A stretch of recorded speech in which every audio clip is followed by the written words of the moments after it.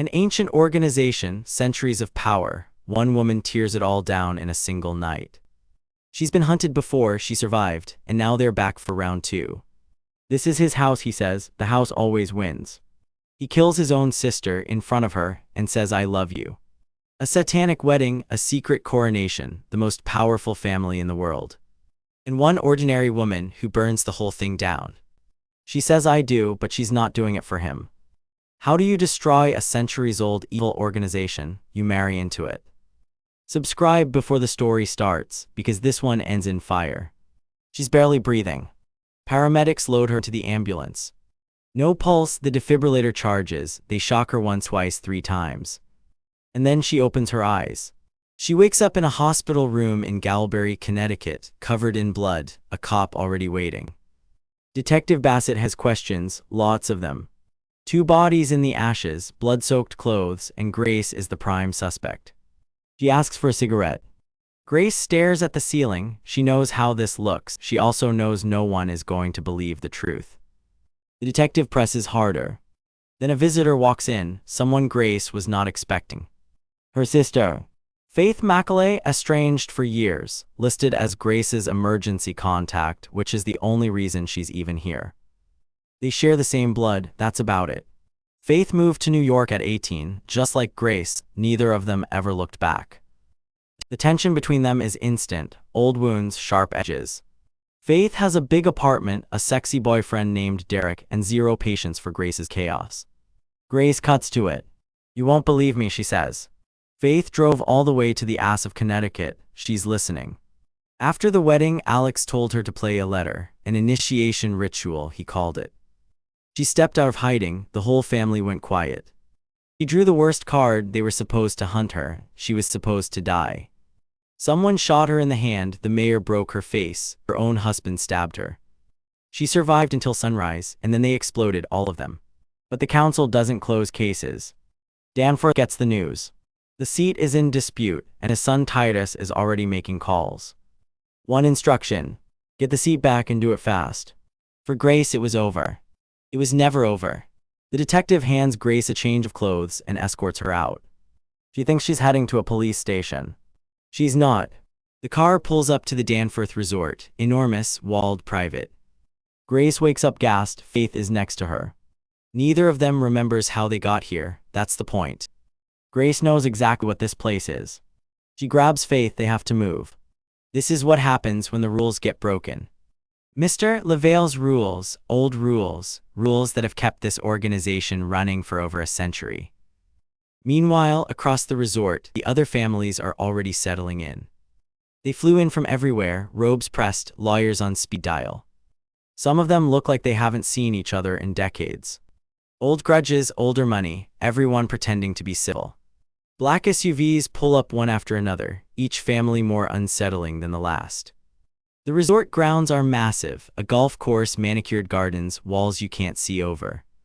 Everything here costs a fortune. Everything here is a trap. There's a choir warming up somewhere inside. A choir at a death game. These people have a flair for the dramatic. And so it begins. The cousins arrive. Ignacio and Felipe, chaotic, loud, already arguing about who's in charge. They wouldn't miss this for anything, which says a lot about them. Then there's Ursula Vanford. Her son Chung Fu takes a selfie before the ceremony starts. She looks like she regrets having him. Martina shows up next. She needs everything explained in short words. A car pulls up to the front. The guest of honor has arrived. "Hello, Grace." Ursula Vanford smiles like she's been waiting for this. Chung Fu wants to say hello too. Grace stares at him like he's a problem she hasn't solved yet. Someone mentions she outlasted the Ledemaz. Good, now they can start.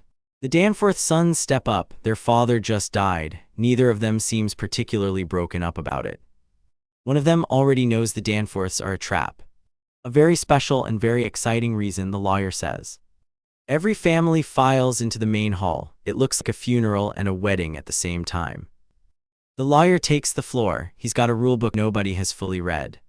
A hunt. Grace is the prey. First family to take her down wins the seat. If a hunter goes down, the next family member in line takes their place. Mandatory. Nobody thinks that clause will matter. Chester Danforth trained his children for exactly this. It'll be over in 5 minutes, one of them says. He has a massage scheduled. The family split off, some to the club room to watch, others to the field. On the screens in the club room, they can track every inch of the grounds. Someone tries to change the input on the screen. Nobody knows how. They're useless, every single one of them. Outside, the hunters fan out. Titus moves differently than the rest. The lawyer reads the last rule. Families can watch from the club room. Good luck to everyone. The next in line must step up. Nobody expects to need that rule today. Hunters, get to your positions. They spread across the grounds. 10, 9, 8. The game will start in 3, 2, 1. Go. Grace is already running. The game starts. Grace takes charge. Faith has no idea what she's running from. Grace does. Neither of them has shoes made for this. What is this place? Faith wants to know. Grace pulls her through the trees. No time to explain, just run. Someone's already behind them. Close. Grace spots a tree. Maybe they can get high enough to lose whoever's tracking them. Grace stares at the tree. Faith stares at Grace. Neither of them is climbing anything in this outfit. They keep running. Faith's lungs are burning. Her feet are done. We've been running for eternity, Faith says. Grace doesn't slow down. We can go slower when we're dead, Grace says. Faith wants to know why Grace got her into this. How did she not know her fiancé was from a satanic cult? Grace fires back. Maybe Faith should have been paying attention to something other than his money. Faith doesn't need a man to solve her life, she says. She built everything herself. Grace thinks she's pathetic. Faith thinks Grace can't stand seeing her succeed. Both of them are right, neither of them admits it. Shut up. One of the hunters catches up. He's not here to fight, he wants to talk first. There's no good side here, he says. This is the system. You're part of it whether you know it or not. You allow it, he says. Accept your fate and die with dignity. Grace tells him exactly what he can do with that speech. They run again. A shot rings out. Someone's not interested in talking anymore. Faith goes down. Buckshot in the leg. She's leaving a trail of blood. Grace stops. She grabs her. They make it to the edge of the field. Run now. More hunters closing in from the left. They dodge into the trees. They find a spot to stop. Faith is losing blood fast. Grace sits her down. She's going to pull out every piece of buckshot herself. Sometimes you have to take the risk. Faith's been trying to be someone she's not for years. And it's exhausting. Derek doesn't exist. She lives in Bushwick. She's a hostess, not a social media manager. Grace doesn't say I told you so. She just keeps pulling out buckshot. They're closer now than they've been in years. Bonded by trauma, it's not romantic, but it works. Grace tried to find Faith before the wedding. She wanted to invite her. Meanwhile, in the club room, one of the hunters is improving. Grace is getting better at this. Outside, they find a phone. She dials 911. She tells the dispatcher everything: prisoners, satanic cult, the Danforth Resort. Help is on the way, the dispatcher says. Head for the main entrance. The Danforth family owns a telephone company. They intercepted the call the second Grace made it. The gate is a trap. There are no police coming. Grace and Faith head for the entrance anyway. What other option do they have? They reach the main entrance. The gate is locked. A figure steps out of the dark. Ursula Vanford, elegant, armed, and not here to fight. She has lawyers. She has a loophole. She has a son who needs a wife. Marry into the council, live. Grace looks at Faith. Faith looks back. Neither of them has a better option. Okie dokie, Ursula says. She's been waiting for this answer for hours. Grace says no. She's not going to sell her soul, not for a seat on a council she never asked to be part of. She'd rather die than spend the rest of her life doing what these people do. Ursula is disappointed. Her son Ignacio is not. He goes for Grace with a crossbow. Everything explodes into a brawl. Grace and Faith scatter. Resort interior is a maze at night. Every corridor looks the same. Faith keeps moving. She's been keeping score all night. Derek was fake, the apartment was fake, but the anger at her sister, very real. Grace moves along the outer wall looking for a way out. No patrol in sight. Then she sees the control room. Someone's already inside. She gets the jump on him. She needs the gate code. Tell me how to open it. The guard talks. Grace hits him anyway. She finds Faith. There's a fight already in progress when Grace arrives. What? Shit. They fight their way out of the room together. But the exit is still blocked. Fuck you. She means it. They push through. Titus is watching from the dark. He looks like he's having the time of his life. Don't touch her. They moved fast. They need a cart, a vehicle, anything with wheels that isn't on fire. Faith is slowing down. The buckshot wound is worse than she let on. Grace snaps, Faith snaps back. This is the worst fight they've ever had. I'm ready to die here, Grace says. Faith tells her she should have run and left her behind a long time ago. Grace agrees. She wishes Faith had never found her. Abandoning you was the right thing to do. I told you to run, Faith says, and she means it. Go, leave. Grace walks away. She actually walks away. I'm going to die here because of you, Faith said, and Grace believed her. I'm sorry for not running away and abandoning you sooner. That's what Grace actually said. Faith is alone now, in a hallway, in a resort full of people who want her dead. Grace stops. She can't do it. She turns back. Too late. Titus has Faith. Grace hears it before she sees it. She runs toward it. The speaker system crackles on. Titus broadcasts across the entire resort. He has Grace's sister. 10 minutes. Come to the lobby. After that she dies. And then I'm going to find you, Grace. We're the police, a voice says on the other end. Of course they are. Grace is alone. No police, no exits, her sister in Titus's hands. She starts moving toward the lobby. She passes Titus's territory. Every step is a calculation. Something moves in the corridor above. Titus. He's been waiting for her. This is his house, he says, and the house always wins. Grace doesn't back down. Neither does he. The lobby is just ahead. Titus goes for her. You're a fucking lunatic, Grace tells him. He smiles. Someone tries to stop him. Titus, stop, please. What the fuck are you doing, Titus? He doesn't answer. Grace walks into the lobby. Titus is waiting. Faith is somewhere in this building. Grace has no allies left, no plan. Just herself. The lobby fight breaks out fast. There are too many of them. She takes hits, keeps going. Security cameras track every move. Nobody's coming to help. Then someone unexpected steps in between Grace and a blade. Madhu's husband, he gets between Grace and the blade meant for her. He goes down. Grace runs. She doesn't look back. The lobby empties around her. She needs her sister. She finds a body on the floor. Faith, Grace calls out, no answer. She checks every room. Every corridor. The resort is massive and Faith could be anywhere. Where is she? Titus took her to the cabin, that's all anyone will say. Grace moves through the resort. The building feels different now, quieter. Faith. Someone says they don't know where she is. Of course they don't. Tell me where she is. Nobody talks. Everybody in this building has chosen a side. Grace finds the cabin. Faith is inside, alive. They don't say anything for a moment.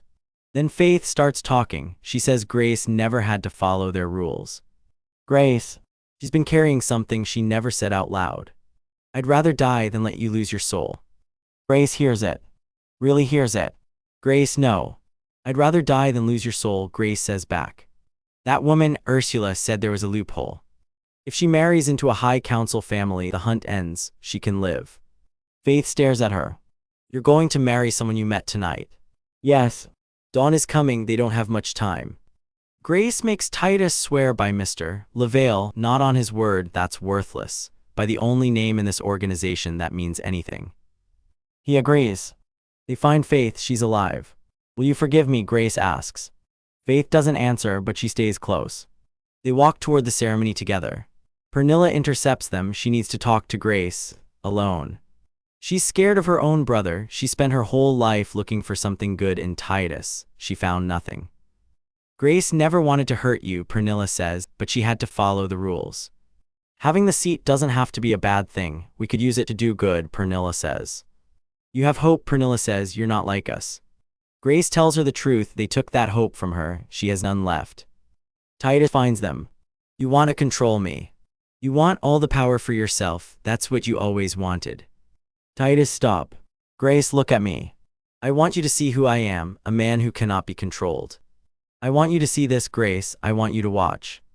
The rules don't say anything about killing family. He's right, there's no rule against it. Pernilla tries one more time. Titus kills his own sister, right there in front of Grace. I love you, he says to her. Grace stands there. She has just seen what Titus is, completely. There is no controlling this man, there never was. I told you I was going to be the one to catch you. And he was right, Grace is cornered. She looks at him, he looks at her, this is happening. Okay. Fine. I'll do it. She'll marry Titus Danforth. For the second time this week. Grace does math in her head. She's not just surviving, she's planning. If she's his wife, she is standing in the organization.